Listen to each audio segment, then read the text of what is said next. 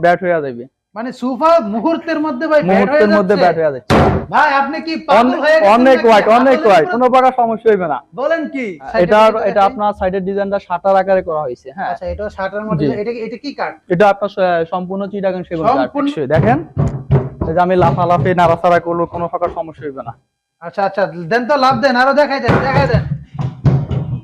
দেখছেন অবস্থা, দেখছেন অনেক টেকসই, অনেক আমিও টেকসই, কিন্তু এটাতে উঠে গেলাম, দেখেন। অনেক টেকসই এগুলি। 4 ইঞ্চি সলিড আপনার রাবার ফোম ইউজ করা সলিড হয়েছে। 4 ইঞ্চি রাবার ফোম কিন্তু ইউজ করা আছে এই সোফা। 1 মিনিটও সময় নেয় না, 1 মিনিটের ভিতরেই কিন্তু এটা সোফা থেকে বেডে রূপান্তরিত হয়ে গিয়েছে। ঠিক দেখেন, মুহূর্তের মধ্যে সোফা ব্যাট হয়ে হয়ে গেল গেল বেড। হ্যাঁ তানিম ভাই, এখানে আপনার একটা স্পেস আছে। হ্যাঁ, চাইলে আচ্ছা, এখানে আচ্ছা। আপনার বালিশ, খেতা, মশারি, কম্বল সবগুলি আপনার রাখা আচ্ছা, যাবে। বালিশ সেলাই করে বক্স প্যাটার্নের করে করে কিন্তু নকশা করা, তাই না ভাইয়া? হ্যাঁ, রুইতন আকারে আপনার সেলাই করে বরফি করা হয়েছে। আচ্ছা, সম্পূর্ণ চিটাগং